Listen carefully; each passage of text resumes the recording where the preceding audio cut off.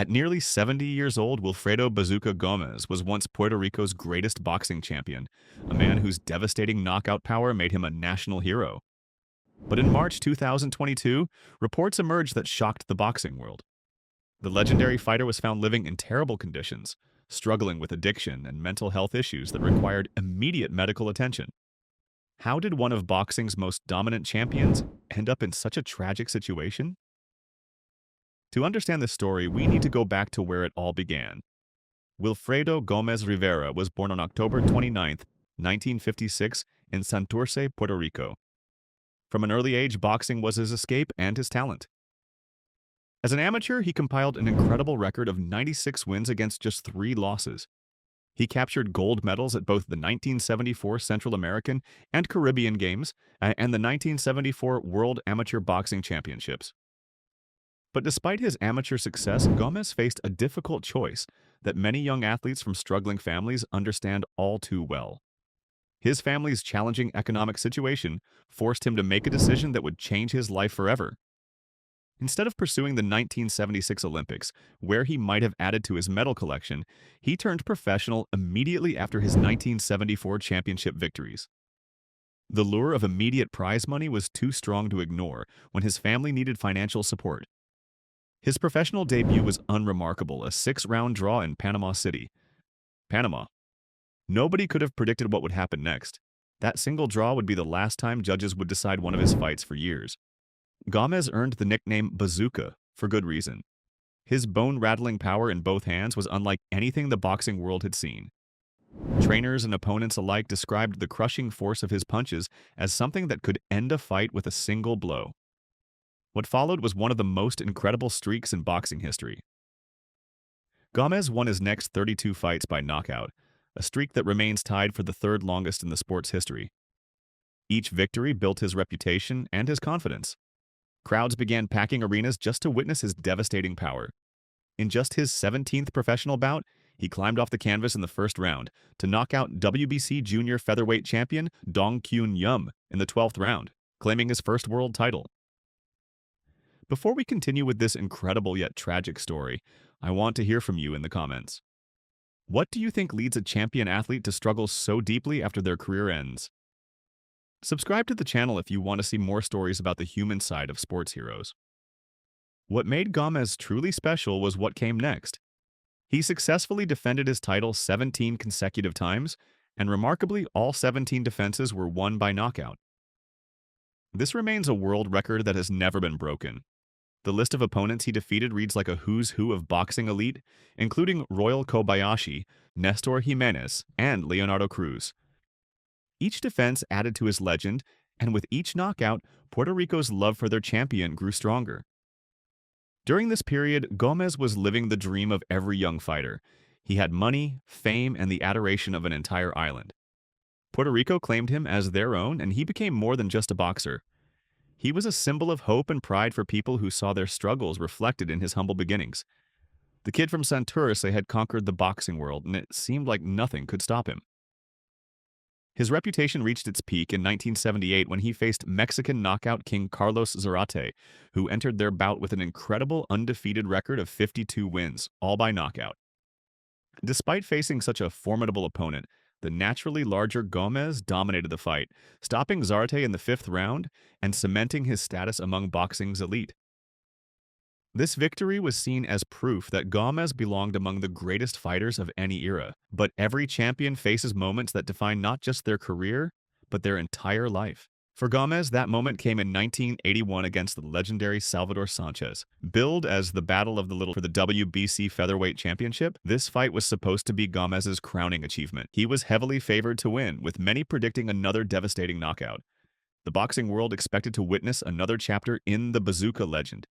Instead, the fight became a nightmare that would haunt him for decades. Sanchez dropped Gómez in the first round and battered him throughout the contest. The Puerto Rican champion, who had seemed invincible for so long, looked vulnerable and hurt. The fight was stopped in the 8th round, marking the first loss of Gómez's professional career. But this wasn't just a sporting defeat. Accounts from the time suggest that leading up to the fight, Gómez was already showing signs of distraction, with his focus shifting toward the spotlight and celebrity rather than the sport itself. The psychological impact of this loss cannot be overstated. Those close to him described it as the moment when everything Wilfredo Gómez stood for seemed to crumble. The defeat sent him into a period of deep depression that he struggled to overcome. The man who had built his identity around being unbeatable suddenly had to confront the reality of failure on the biggest stage. Making matters worse, Salvador Sanchez died in a car crash less than a year later, eliminating any possibility of redemption through a rematch. Gómez was left to face the demons of his defeat without the sporting outlet that had always been his salvation. The seeds of his future struggles may have been planted during this period. Boxing had given him everything, but it had also become his entire world. When that world cracked, he didn't have the tools or support system to cope with the psychological aftermath. The pressure of being a national hero, combined with the shock of defeat, created wounds that would never fully heal. After a brief comeback in the late 1980s, Gómez retired from boxing for good in 1989. Without the structure and purpose that his fighting career had provided, his world began to unravel. The physical toll of his career became increasingly apparent. He was diagnosed with a progressive neurological disorder, attributed to the cumulative effect of the many punches he had absorbed during his career.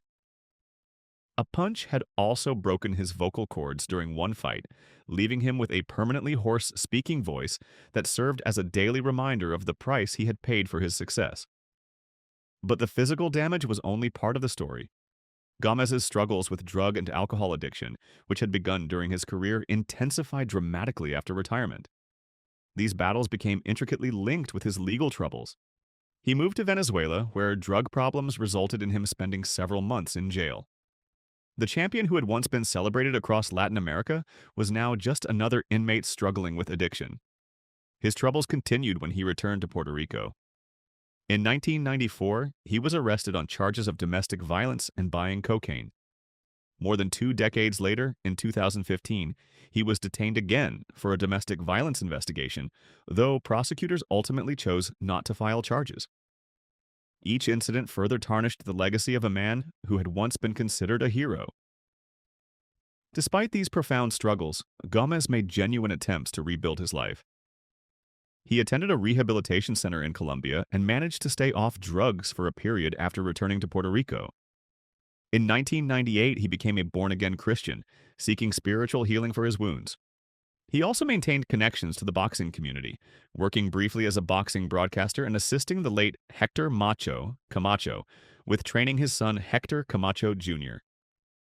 These efforts showed that the fighter's spirit still lived within him, even as he battled his demons. However, the path to recovery proved to be incredibly difficult. The psychological and physical damage from his career, combined with the complexities of addiction, created a cyclical struggle that seemed impossible to break. This harsh reality was tragically highlighted by the reports in March 2022 that he was found living in inhumane conditions in a filthy house in Puerto Rico. He was described as delusional and addicted, requiring immediate intervention and care at a local mental health facility. The discovery of his condition underscored something crucial about addiction and neurological disorders. They are lifelong battles that often involve relapses, especially when combined with the kind of brain trauma that professional fighters endure. The fact that Gómez had previously shown signs of recovery made this later crisis particularly heartbreaking, illustrating how these conditions can resurface even after periods of apparent stability. The story of Wilfredo Bazooka Gómez serves as both a celebration of human achievement and a sobering warning about the hidden costs of professional combat sports.